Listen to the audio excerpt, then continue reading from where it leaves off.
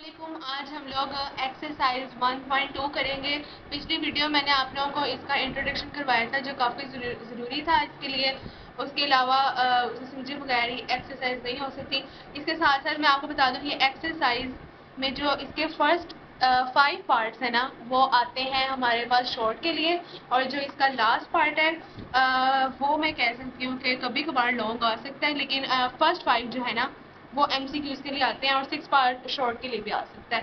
सो 6 part हम short के हिसाब से करेंगे और जो पहले 5 पार्ट है ना उनको हम लोग MCQs के हिसाब से करेंगे, तो जल्दी से वाइंड अप हो जाएगा।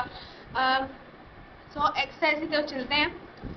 वो कहता है from the following matrix identify unit matrix, row matrix, column matrix and null matrix. उसने हमें ये 6 मैट्रिक्स दी हैं। कहता है कि इसमें से निकालो यूनिट मैट्रिक्स बताओ कौन सा है, रो बताओ, कॉलम बताओ और नल मैट्रिक्स बताओ कौन सा है।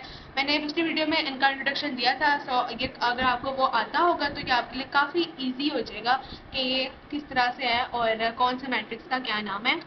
सो सबसे पहला मैट्रिक्स जिसमें अब हमने देखना है कि इसमें जो सारे के सारे हैं ना जो एंट्रीज हैं वो सारी की सारी ज़ीरो है। तो जो इस तरह का मैट्रिक्स था हम उससे क्या कहते थे? हाँ, इस तरह के मैट्रिक्स को हम लोग कहते हैं नल मैट्रिक्स। ठीक है, जिसमें सारी की सारी एंट्रीज जो होती हैं वो ज़ीरो होती हैं, तो उस मैट्रिक्स को क्या कहा जाता है?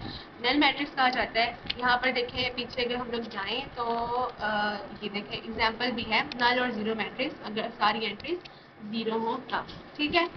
सो नेक्स्ट हमारे पास है B 2 3 और 4। अगर इस मैट्रिक्स को हम देखें तो इसमें सबसे पहले हम इसके रो और कॉलम देखते हैं। रो कितने? 1 रो है, कॉलम तो 3 है, लेकिन जो पहली शर्त 1 रो। तो जो ऐसा मैट्रिक्स जिसका 1 रो थी उसे हम क्या कहेंगे? Raw matrix. यहाँ पर हम लिख देते हैं नल मैट्रिक्स और ये हमारा हो गया रॉ मैट्रिक्स। नेक्स्ट हमारे पास है सी वाला। उसके अंदर हम देखें तो यहाँ पर 1 2 3 हमारे पास 3 रोज है जबकि हमारे पास एक कॉलम है। तो कॉलम मैट्रिक्स की क्या शर्त होती है कि उसका कॉलम एक होना चाहिए। तो कॉलम बिल्कुल एक कॉलम है, तो इसको हम कह सकते हैं कॉलम मैट्रिक्स। ठीक है। नेक्स्ट हम लोग देखते हैं डी वाला जो हमारा मैट्रिक्स है। उसमें यहाँ पर देखें तो इससे जो डायगनल एंट्रीज हैं वो क्या है? अदर देन ज़ीरो है, यानी कि ज़ीरो नहीं है, तो वो 1 है। लेकिन इसके साथ साथ अगर हम लोग ये भी नोटिस करें कि ये जो एंट्रीज हैं ये आपस में क्या है? ये एंट्रीज जो है ये आपस में सेम है। सो हम इसको कहते हैं आइडेंटिटी मैट्रिक्स। इस तरह का जो मैट्रिक्स होता है वो हमारे पास आइडेंटिटी मैट्रिक्स होता है। नेक्स्ट हमारे पास ई है, उसमें ज़ीरो एंट्रीज है। ये सेम वही वाला है जो हमने देखा यहाँ पर नल और ज़ीरो मैट्रिक्स में कि कोई भी ऐसा मैट्रिक्स जिसके अंदर ज़ीरो एंट्रीज हो, कोई भी उसके अंदर पूरी जितनी भी एंट्रीज हो सारी ज़ीरो हो, तो हम उसे कहते हैं नल मैट्रिक्स या फिर ज़ीरो मैट्रिक्स। तो हम इसको कर देते हैं नल मैट्रिक्स। और ये वाला हमारा था आइडेंटिटी मैट्रिक्स।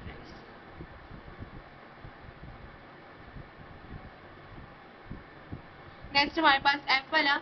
इसमें देखें तो इसमें 3 कॉलम्स हैं, लेकिन 3 रोज हैं, सॉरी 3 रोज है हमारे पास, लेकिन कॉलम एक है। तो हमने ऊपर भी जैसे किया इस वाले मैट्रिक्स को हम कह सकते हैं कॉलम मैट्रिक्स। अभी पेपर में किस तरह आएगा वो हमें एक मैट्रिक्स दे देंगे और वो कहेंगे कि आपने एक मैट्रिक्स दे देंगे और कहेंगे कि ये कौन सा मैट्रिक्स है। तो हमें अगर डेफिनेशन अच्छे तरीके से आती होंगी, हमने उनकी एग्जांपल्स की होंगी, तो आराम से आप पता लगा सकते हैं कि कौन सा मैट्रिक्स है। सो ये एक MCQs के तौर पे आता है। नेक्स्ट चलते हैं from the following matrix identify ने ये मैट्रिक्स दिया और कहा है इनमें से कुछ बताएं कि ये मैट्रिक्स क्या है। तो सबसे पहले हम देखते हैं ये है 2 रोज हैं 3 कॉलम्स हैं। तो इस तरह के मैट्रिक्स को हमने कहा था रेक्टेंगुलर मैट्रिक्स, यानी ऐसा मैट्रिक्स जिनकी जो रोज और कॉलम्स हैं वो इक्वल ना हो, तो उसको क्या कहते हैं? Rectangular matrix.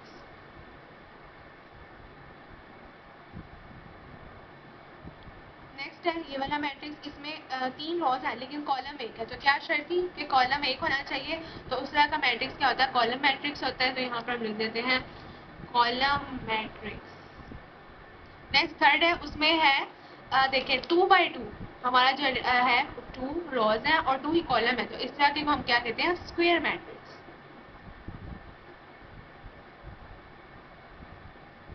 नेक्स्ट 4 वाला है, उसके अंदर जैसे कि हमने ऊपर भी करके आए हैं डी वाला, तो वहाँ से देखें कि जो आइडेंटिटी का जो उसकी एंट्रीज है ना वो क्या है, आपस में सिमिलर है, लेकिन है वो इस तरीके से, जैसे कि हमने यहाँ पर पढ़ा था कि डायगनल जो है ना, ऐसा मैट्रिक्स की जो डायगनल एंट्रीज है, डायगनल एंट्रीज वो जो है वो अदर देन 0 हो या आपस में सिमिलर हो, तो उस तरह का जो मैट्रिक्स होता है उसे हम लोग कहते हैं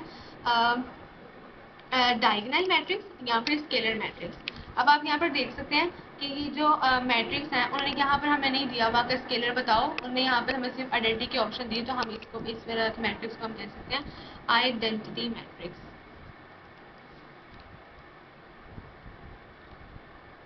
नेक्स्ट हमारे पास मैट्रिक्स है, उसकी हम रॉज और कॉलम्स गिनते हैं, 1 2 एंड 3 रॉज हैं और 2 कॉलम्स हैं, तो इस तरह के मैट्रिक्स को जिसकी रॉज और कॉलम्स इक्वल ना हो वो हमने पढ़ा कि वो वाला मैट्रिक्स कहलाता है रेक्टेंगुलर मैट्रिक्स।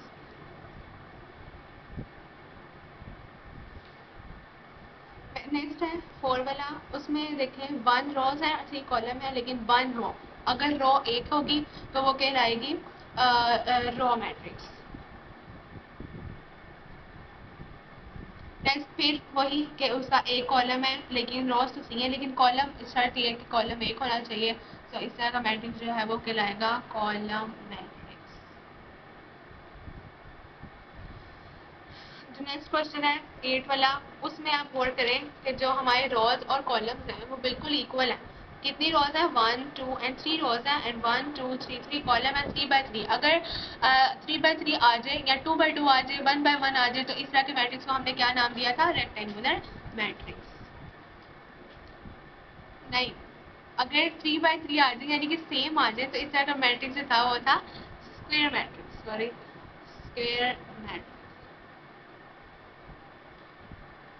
नेक्स्ट हमारे पास जो मैट्रिक्स है उसमें अगर हम पहले हम ये नोट कर लेते हैं कि उनकी जो वो है एंट्रीज वो सारी की सारी 0 हैं, तो जैसे हमने ऊपर भी देखा था कि जिसके अंदर सारी की सारी 0 आती हैं, तो उस तरह के मैट्रिक्स को हम लोग क्या नाम देते हैं, नल मैट्रिक्स। नल मैट्रिक्स भी कह सकते हैं आप इसको, और 0 मैट्रिक्स भी कह सकते हैं।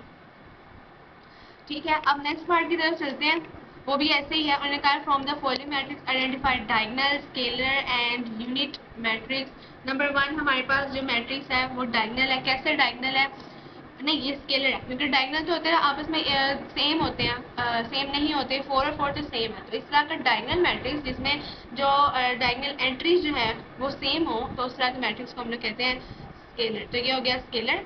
बी वाला देखते हैं, उसके अंदर ये जो है ये डिफरेंट है लेकिन डायगनल एंट्रीज है, तो इसको हम लोग सिर्फ और सिर्फ कहेंगे डायगनल। डायगनल ठीक है। अब ये वाला मैट्रिक्स था कि अगर उसके डायगनल एंट्रीज 1 होगी तो उस तरह का मैट्रिक्स हम कहेंगे यूनिट मैट्रिक्स, यहाँ पर इन्होंने आगे लिखा हुआ आइडेंटिटी मैट्रिक्स, आइडेंटिटी भी कह सकते हैं आइडेंटिटी मैट्रिक्स। ठीक है, नेक्स्ट है हमारे पास 3 और 0। सो इस तरह का जो मैट्रिक्स है इसमें 3 और 0 जो है वो आपस में इक्वल नहीं है, सो वो डायगनल मैट्रिक्स कहलाएगा। अब ये वाला अगर हम फोकस करें इसकी तरफ तो हमें ये दोनों सेम नहीं लग रहे हैं, लेकिन ये देखें E इक्वल टू 5 3 निकालने के बाद आ गया 2 0 0 और 1 1 1 प्लस 1 आ गया 2। तो ये मैट्रिक्स जो है इसमें जो डायगनल मैट्रिक्स है वो सेम है, तो इस तरह के मैट्रिक्स को हम लोग कहते हैं स्केलर मैट्रिक्स। ठीक है, तो इसके बाद हम लोग नेक्स्ट आपसे मिलेंगे, नेक्स्ट स्टेप्स करेंगे, उसके नेक्स्ट क्वेश्चन करेंगे जो है नेक्स्ट 3 पार्ट्स। इसमें जो है ये शॉर्ट क्वेश्चन के लिए बहुत इंपॉर्टेंट रहता है, तो इसको हम लोग नेक्स्ट वीडियो में देखते हैं।